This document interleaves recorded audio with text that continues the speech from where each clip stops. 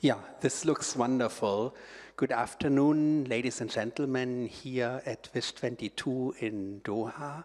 Good afternoon to those who are watching us online, and a very special greeting to our colleague, Dr. Urma, who is in Addis in the moment. I hope he can see us, and I hope we can see him soon. This is about pandemic preparedness. We are here to take stock. With me on stage today is, first of all, Professor Ki Serbo, who is leading the WHO mission to the African Union in Addis, which is a very important diplomatic role in the United Nations domain in the moment. Thank you very, very much for being here, George. Next to George is sitting Dr. Mpunga. He is the Honorable Minister of State in the Ministry of Health of the Republic of Rwanda. He is here today, and thanks a lot for making this work, because Rwanda is a very special case in pandemic response, and also a special case in preparing for the next pandemic, and we will gladly hear and learn from you. On my left, on your right side, is Tobias McLean. Some of you may not know, but the European Union has just given itself a ministry for pandemic preparedness. It is called DG HERA, and Tobias is one of the key policy officers, so we are glad to learn from him about the European Union setup of this quite innovative and also challenging current cooperations model that has been found. I hope, yeah, there he is. Good to greet Dr. Urma. He's the director of the Africa CDC. During the pandemic, maybe the most important African Union body in reminding all of us about the necessities not only for vaccine equity, but for health equity that comes out of it. And the Africa Union has been extremely efficient in the leadership of the Africa CDC, as well as in getting the Africa Medical Agency now being set up and to creating its home in Kigali. So with that, thank you very much, dear colleagues, for being here. My name is Holm Keller. I am chairperson of Kenap Foundation. We are helping in a moment a number of institutions, commercial and non-commercial, to work on vaccine equity for low middle income countries, especially in Africa. And in this role, I'm here as a dual head participant as well as moderator. Allow me to remind all of us where we were at the beginning of the pandemic. It took an average of 12 years to develop a novel vaccine. That's the situation the world was in when COVID started. Most countries in the world did not have efficient procedures and protocols in place for testing and surveillance. Very few countries had efficient protocols in place for immunization of adults. And last not least, very soon international solidarity broke down and was replaced by pandemic nationalism in many dimensions. It is noteworthy that in such situation, WHO, notably Dr. Tedros, has really played a globally leading role in helping to overcome some of these barriers. I think rarely a United Nations official has been so often on TV, rightfully so, during these pandemic years than Dr. Tedros. What we would like to do today is, in a very technical manner, ladies and gentlemen, take stock of what the African Union, the European Union, and WHO have institutionally changed, coming from the learnings of the pandemic. And we would like to take, if you allow, a particular look at a tiny country, the Republic of Rwanda, who has vaccination rates similar to those of the EU, which is an interesting case to look. So, with your permission, I'd like to give word to Dr. Urma first and to ask Ahmed, what did the Africa CDC take from the pandemic, and why is Africa, through these changes, now better prepared for the next challenge? The word is yours. No, thank you. Thank you very much, Olm, and warm greetings to good brothers and friends sitting with you there from Rwanda, the Deputy Minister, and George from WHO. Good to meet Tobias electronically. And from here, the Africa CDC in Addis Ababa, we are glad to be part of this conversation during this session of WISH 2022. We have taken away a lot of lessons during this pandemic. Most of them quite painful, but at the end of the day, all of them are opportunities for us to do better. First is, the first lesson we've taken away from this is that Africa can actually do things on its own. Not alone, but we can do things on our own. We approach this pandemic very systematically, with good structures and excellent support and participation of our member states, with partnerships that we've continued to expand. So this is one very big lesson, that we can be able to do it on our own, even though it will not be alone. Second lesson that we take away is the need for strong political leadership. This we have been talking about in the public health space for a long time, but we saw it in action in 2020 when our heads of states decided to give COVID a priority, and they met over 13 times between March and December of 2020, and they continued to meet at least every 6 weeks or so during 2021 as well. So strong political leadership from right at the top all the way down to the technical colleagues. Our ministers were not left behind. The ministers of health, the ministers of finance, ministers of transport met very regularly to be able to assess the pandemic and provide direction to technical institutions like ourselves to be able to do what we needed to do. The fourth lesson that we take away from this is that during a pandemic, Africa is essentially on its own. And that nationalism, you talk about the vaccines nationalism, we saw it with the testing kits. We saw it with countermeasures, commodities like masks and PPEs. We've seen it with therapeutics. And we continue to see it beyond COVID with monkeypox and other outbreaks like Ebola now that we are seeing on the continent. So we take away that when something is big, we will be on our own. When it is small, like monkeypox and Ebola, we'll still be on our own because it does not attract similar attention and response from the global community. But being on your own is not necessarily a bad thing. Necessity is the mother of invention, and we have taken that very seriously. We are reinventing ourselves. We are setting up new structures. We are putting in place new mechanisms. Our political commitment is increasing every day. We are quite proud of the fact that during this time that we've been alone, we've done some very, very good work. And we look forward to using these lessons in approaching future outbreaks and future disease threats here on the continent. Thank you.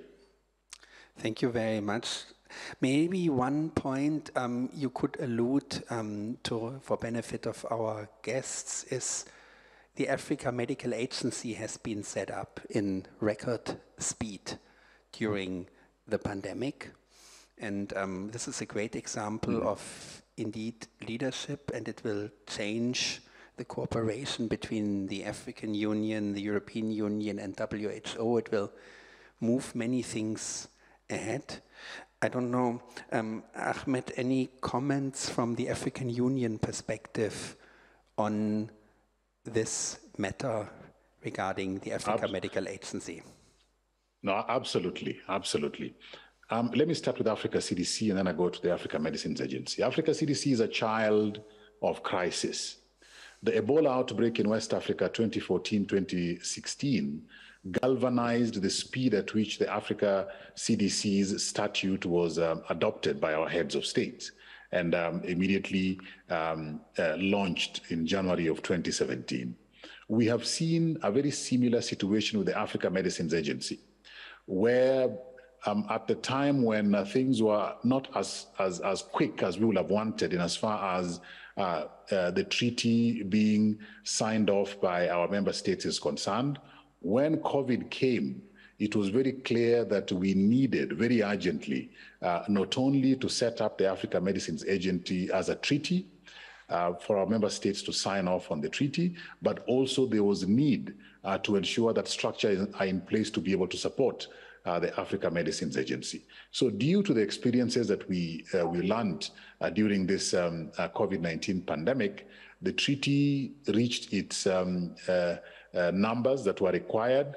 It came into force, and a hosting country was then identified relatively quickly. And we must congratulate Rwanda for accepting to host the Africa Medicines Agency. So the lessons we have learned, looking at the speed at which some of the candidate vaccines came into market and achieved emergency use authorization, is a very good lesson that when the Africa Medicines Agency stands up fully, then we as Africa will be in that space where we can be able to use similar power to be able to authorize use of certain candidate therapeutics, test kits, and vaccines on the continent of Africa. So AMA is coming at the right time. AMA is coming with a lot of lessons that we are going to be sharing with those who are running the institution. And AMA is coming at a time when Africa needs its own regulatory mechanism to be in place to address the current very slow system that is being used on the continent. Thank you very much, Ahmed. So Africa CDC, we have just heard, is a child of the Ebola crisis. DG HERA might be a child of the COVID crisis. Share a little bit with us, Tobias, why the European Union now has a ministry for pandemic preparedness and how your ministry will be working together with the other relevant bodies in the world like WHO or like, in this case, the Africa CDC. Please. Thank you very much, Holm, and it's a pleasure to be here and present this very new institution. It is indeed a child of this COVID crisis, and it's also a pleasure, of course, to meet digitally Dr. Ahmed and my General Director sends his best regards. He unfortunately couldn't be here today, but I'm happy to talk to you a bit about DG HERA. HERA means Health Emergency Pandemic Preparedness and Response Authority. And we at the European Union, we like those acronyms using usually Greek gods and goddesses, and that's part of it. Now, we learned during the COVID crisis that we were not prepared effectively for a pandemic of that scale. So we had weak or suboptimal preparedness plans and modeling, fragmentation of efforts in the EU to procure medical countermeasures, complex supply chains were an issue, and of course insufficient oversight and an overview of manufacturing capacities and research. And overall, no coherent research agenda in the EU is a key problem. But more fundamentally, there is a bias towards response instead of preparedness and prevention. And this is a big issue. Now, what to do? There are a couple of things that usually can be done and are currently being done. One of them, for example, is the setup of the Financial Intermediary Fund with WHO and the World Bank, of which the European Union is a big donor with 450 million euros, I believe. Better intelligence gathering, surveillance, sequencing, all these are important things to do. But ultimately, only the sufficient and effective supply of medical countermeasures that are useful, that are readily available, only those can provide a good level of protection against cross-border health threats without causing economic, social, and environmental harm. And that's basically the mandate of HERA and why HERA was built. It's to prevent, detect, and rapidly respond to health emergencies. Now, there are a couple of actions we're currently involved with. One is the establishment of a state-of-the-art IT system for early identification and assessment of threats. We're doing a scheme called EU FAB, which is reserving manufacturing capacity. For the EU, there's stockpiling involved. We are doing procurement of relevant medical countermeasures, recently also against monkeypox. And overall, over the next 6 years, we have a budget of about 6 billion euros. There's two modes in which we operate. One is a preparedness mode. One is a crisis mode, during which we can do much more in terms of procurement. We get some extra competencies to work in times of crisis. And we also involve our main stakeholders, member states, through the HERA board. Now that's all boring governance stuff, but I mean, in terms of cooperation with international partners, we are of course working with the US, Japan, Korea, but increasingly so with Africa, and this is a key priority for us going forward. We are, as I said, already working with WHO, AFRA on this. We have contacts with Africa CDC, and are very much looking forward to intensify those over the coming weeks, months, and years. I'll stop here for now. Thank you very much. I guess the world's hope is with Europe having a centralized pandemic preparedness agency. Also, the cooperation for others with Europe will become easier. Now taking a step to Rwanda and taking a look at the learnings, a relatively small country with very few natural resources, a small country that is not super wealthy, has done quite well and nearly as good as a lot of countries that are much more wealthy. We wonder, Minister, what your government and your people are taking from the pandemic, and whether there are any learnings you are implementing in going forward.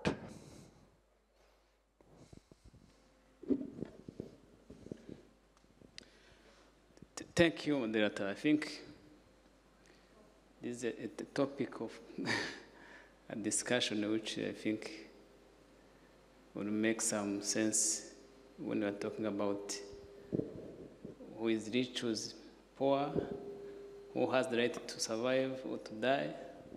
It is a must, it is a role of everyone to make sure that the humanity, the people, the world is now unique. There's no differentiation between here, Qatar, what is happening in South Africa, what's happening in the USA, because in one day you can turn around those areas. So meaning, even if you are rich, poor people, they will come to you. If you are poor, rich people, they come to you. Anytime, there's no barriers. So people now, they are moving, they're changing. There's this globalization of how people they are living. So the style, the mode of life have changed. So, but everyone, the life is a gift. You can't decide where we're going to who is going to be your mother, your father, and they don't know how we're going to be your place of birth and how we're going to live. So it is something you take as a gift.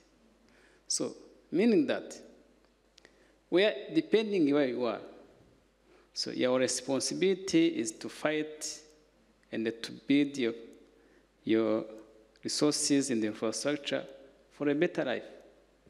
So that's what we are doing in Africa, I think, in other countries.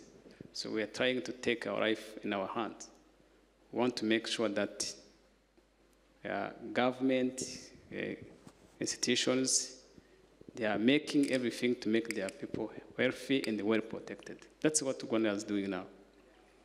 So I think Rwanda has a long story, and the recent ones, this 94 genocide, which took around 1 million of people dying. I think everyone knows this already. So I think this is the worst, I think, situation happened in our country. So what does situation tell us? And why those people are dying? And what can we learn from that? So our country, our leadership is now taking the lead to make sure this will not happen again. Rwandans, even if they're a small country, very poor, but the people now have changed their mind.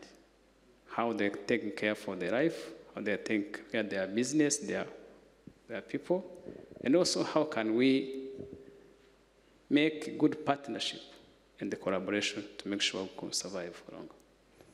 That's one of the potential and the foundation of what we're seeing here in our country. So taking the example of the COVID pandemic, I think this is a good lesson for everyone, especially for Africa countries. COVID was telling us we delayed to take care of our business. Later on, sit and face the consequences. That's what happened. So we don't want to go in that era again. So we want to make sure that you are building systems. You are educating our people to take care for themselves. Of course, it will take time, but in a partnership, in a good collaboration, so we make it. Thank you. Maybe one word, Rwanda is also getting Africa's first mRNA, drug substance and drug product factory now. There's 2 more to come, one in Senegal, one in South Africa, and then there's an investment that Moderna has pledged to make in Nairobi in Kenya, which will make it 4 of those newest modality factories. Now Rwanda, having broken ground for the first of these factories, the building site is vivid, it's happening. How does this link into your country's pandemic preparedness plan? So, of course, we are trying to fix some errors and some challenges we faced during this pandemic to make sure that we are prepared for the future. So what we are doing here currently now in our country is to support other African countries to make sure that we have this balance in terms of building the capacity, building the infrastructure, and everything. So Rwanda has taken the lead to partner with BioNTech, for example, to make sure that we have vaccine manufacturing in Africa. because even if you can have money, we experience this situation where borders are closed. So even if someone can tell you, I have medication for you, but you don't have means to go and take there. So it is better to have at least a factory which can produce some basic product you need here, so that even if there's problems, you can have an alternative. So this one, we are trying to make our contribution as a country to support the AU, to make sure that vaccine, not only COVID, but other vaccines, because of most of the vaccines are being Africa countries, they are importing all vaccines even for the children. So how can we also have this participation to have vaccines? Second, even if you are building the infrastructure for production, we need regulations. So we need to have good regulatory bodies to make sure that the product, whatever manufacturing we are producing, they are meeting the standard, the safety, and the things. That's why also we are taking ahead to bring this Africa Medicine Agency to partner with this manufacturing hub to make sure that we have that balance. Of course, we have our local FDA, Rwanda FDA is also doing their job to make this, but having this Africa regional globalization of regulation, that will be another added value. Of course, we think, and we are also, we know already that the collaboration between CDC and the Africa CDC and the AU, this will also be an added value for us also to make sure that all we are putting in place will have this good partnership and collaboration to make sure that we are succeeding. Thank you. Thank you very much. George, the continent of Africa has historically been the strongest regional office in WHO, maybe because of a need, but also because of excellent leadership. The pandemic has hit Africa in a way that trust in global partnerships has not increased. And as we have heard from Dr. Ahmed, Africa has learned it will be alone if it's a small problem, and it will be alone if it's a big problem. How does WHO Afro and WHO at large take the learnings from this pandemic? Thank you, Olm, and I would like to greet my brother Ahmed, Director Africa CDC, Excellency Mpunga, the Minister from Rwanda, and Tobias from European Union, and the officials and experts and delegates, honorable delegates here. Yes, as you said, Africa has learned a lot from a series of outbreaks and epidemics. We have learned from the West Africa Ebola epidemic from 2014 to 2016 in particular, which made more than 25,000 cases and 11,000 deaths between the three most affected countries of Guinea, Liberia, and Sierra Leone. Out of that, WHO has decided to put in place an health emergency program at the three levels of the organization. I think this was a big move from the leadership of WHO to recognize that there was a need for preparedness and also for rapid action in case of emergencies. And this global emergency program at WHO, from the country, regional, and headquarters level, responds to more than 100 emergencies each year. It could be polio, it could be cholera, it could be monkeypox and other diseases. And as Ahmed has said, WHO as a secretariat has also contributed to the establishment of the Africa CDC following the epidemics in West Africa. And with its normative role as an health secretariat for the United Nations, but also for the member states of the World Health Assembly, the African Union, I think WHO is well positioned to serve through its country presence, but also through its regulatory role in terms of pre-qualification and quality control. And this has been shown when the African Medicines Agency was to be established. For example, the Director General provided a grant, financial and technical support to the African Union Commission for the ratification process of the African Medicines Agency. The scoping missions in the countries were conducted with the support of WHO experts. And we are now glad that Rwanda is taking really the lead in hosting the African Medicines Agency. Networks of experts were also put in place, such as the African Vaccine Regulatory Framework Network, to help countries get the needed maturity of the regulatory system so that when these manufacturing plants are established, the country also have the regulatory capacities to authorize and follow the emergency use listing recommendations that are taken at global level, or, for example, at the European Medicines Agency. So I think this was one of the key lessons learned, that institutions needed to be strengthened.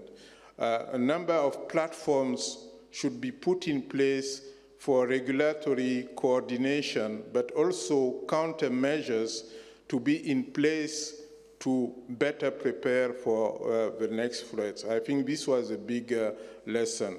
At community level also, I think we have learned a lot in terms of the resilience building at community level.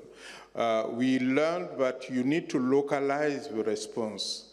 You need to build that trust with the communities and see what are the levers, what you can leverage at community level with the youth, with the women, with the traditional leaders, and also the local government, so that your response can be more efficient in terms of vaccine coverage, in terms of also care, in terms of surveillance, but also in terms of lab. Africa has learned that it is possible to scale up some of the capacities. Most of the countries did not have capacities for sequencing before this pandemic of COVID-19. But in most countries now, you will find several centers able to do the sequencing. I think there was also opportunity in this crisis, and the leadership of African countries, the network of experts, but also the academic institutions were able to live up to the challenge and to transform the capacities. Now we know that a number of hubs for research and development, for logistics and operations, but also for data and intelligence are being developed in different regions of Africa, and this will help in being better prepared for the next time. The other thing I wanted to add is that the African Union leaders have really put health as the global good that it should be in the agenda of the African Union. We have seen that, for example, at the humanitarian summit, which was organized in Malabo in May, where the nexus between health, development, peace, and security were clearly presented as a condition for the development of Africa and reaching Agenda 2030 with the SDGs and the Africa we want for 2063. Thank you very much, George. This is all good news, we think. But we have an outbreak of Ebola in the moment in Uganda, which is a strain that cannot be vaccinated because the vaccine project has been abandoned.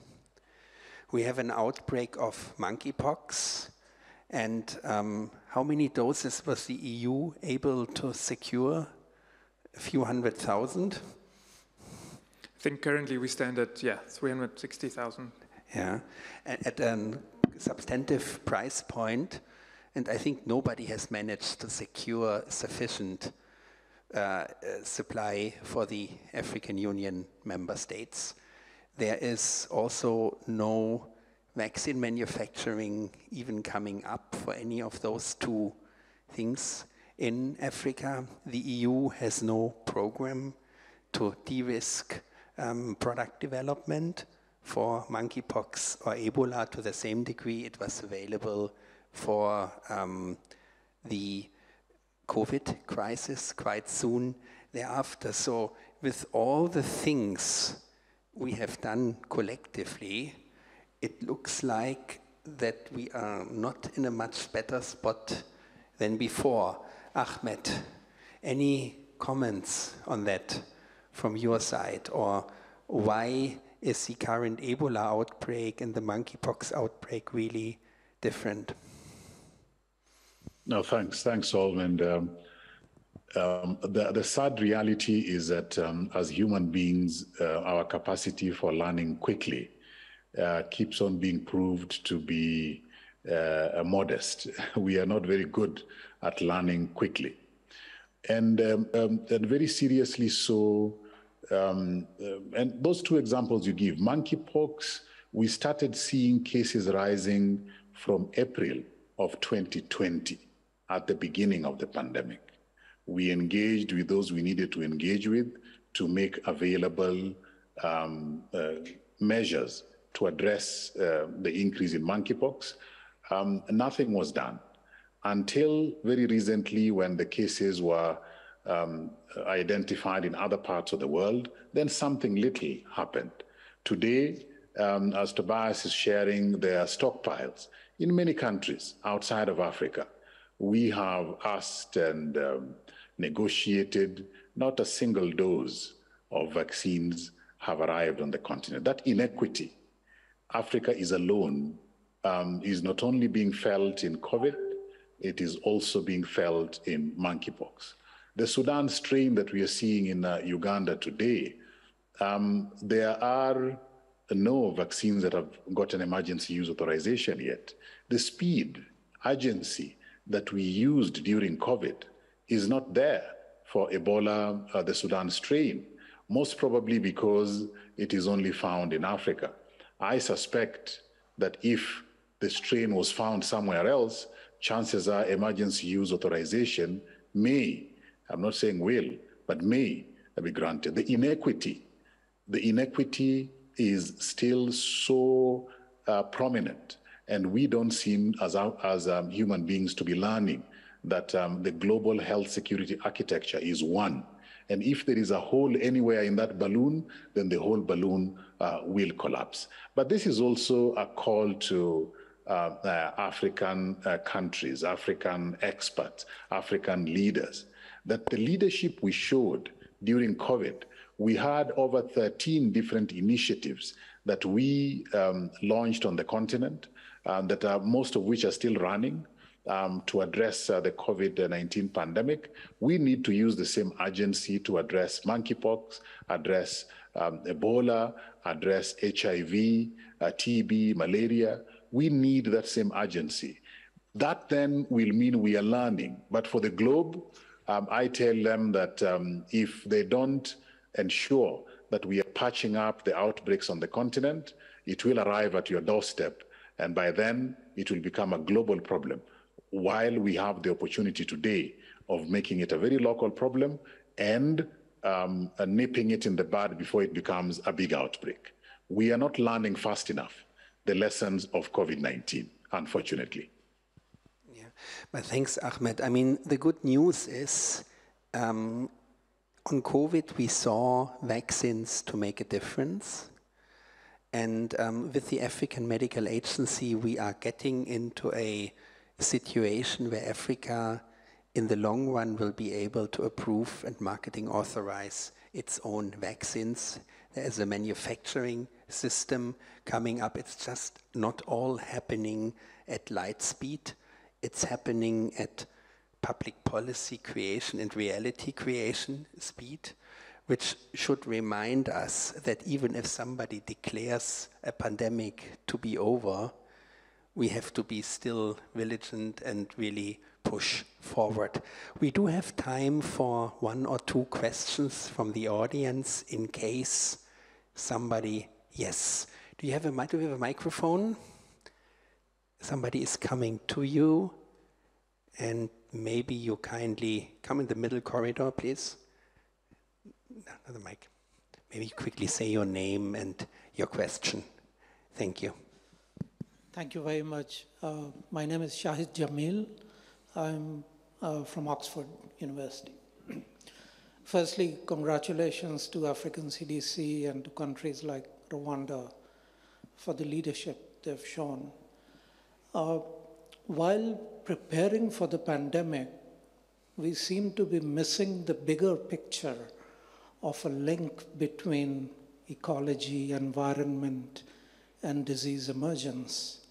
I raise this point because a recent publication showed, well, they modeled the possibility of emergence of new viruses. And the country that was highest on the list was Democratic Republic of Congo. Is it simply a coincidence that DR Congo also has the world's largest reserves of cobalt, which are used in electric batteries? So those who think that electric vehicles are going to be solving all the problems of global warming are really not connected to what happens, the off-target effects of some of these things. I just wanted to highlight this issue. So maybe, thank you very much, and maybe this is a point to bring the European Union in, who has a particular perspective on linking a sustainable, green, climate-neutral development path to global public health. And maybe, Tobias, you want to explain a little bit how this is evolving? And the point is well taken. We yesterday heard about the massive toxic waste from all these test kits, even though there is non-invasive, virtually waste-free tests available, and the massive syringes and God knows what. So there is a huge thing all the way leading to the electricity consumption. Rwanda's mRNA factory will be climate neutral. It gets its own solar plant. So there's maybe little drops of water in the ocean, but they will help. Tobias, maybe you can explain a little bit how the European Union policy framework here looks like. So many thanks for that very interesting question. And I have the number here. I think I saw that publication too, that says that we've seen a 63% increase in the number of outbreaks, especially zoonotic, which is an issue between 12 and 22 compared to 2001 and 2011. So of course there's an extreme potential of pathogens that might go viral at some point, and I'd like to connect that question with what Helm said earlier about de-risking projects, because who would be interested in funding research and development against medical countermeasures for pathogens that might be somewhere in DSC, but are at this stage not relevant, right? And this is something that we are currently looking at. I think we need better financing mechanisms to enable innovative companies to go exactly into that field and have, in an ideal world, we would have available a catalog of readily available vaccines, right, that we can produce quickly. And I think as a not just vaccines, of course, but also other interventions. But that's kind of a vision that we should strive up to and see what happens. But we're very much looking into this. On climate change, I'm sure there's a connection, but I wouldn't be the expert on that matter. But greening the environment and in the future, and also throughout the whole process and every policy area, is one of the key goals of the European Union, and there's a lot of work going into that as well. Thank you very, very much. To me, I've heard a few things that I found interesting and remarkable.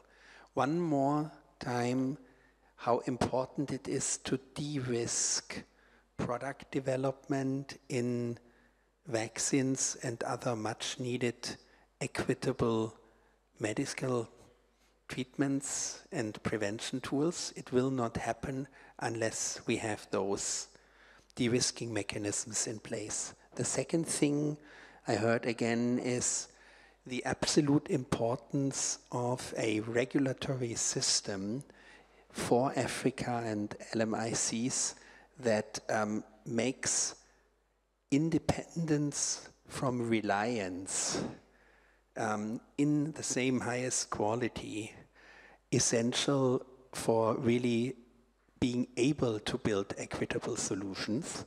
The third thing I have heard deals with you just need to have your own manufacturing, because if that is not the case, nothing can be done if a manufacturing country identifies its own need.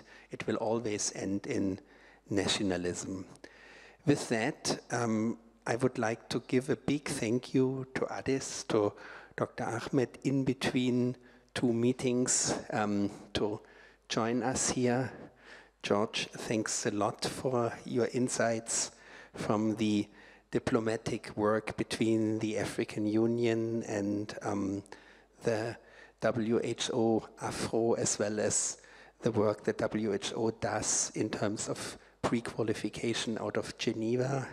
Thank you very, very much to you, Honorable Minister, for sharing the Rwanda case, which one more time shows it's not about the money, it's about the brains and about the political will to get things done. So big congratulations, and thanks a lot, Tobias, to come here from Brussels to explain to us the European Union perspective on pandemic preparedness and also its willingness to share these structures and at IHEIT cooperate with the African Union and others. Thanks a lot, dear audience. Wishing you great convenings. It has been a pleasure and a privilege to spend this session with you. Bye-bye.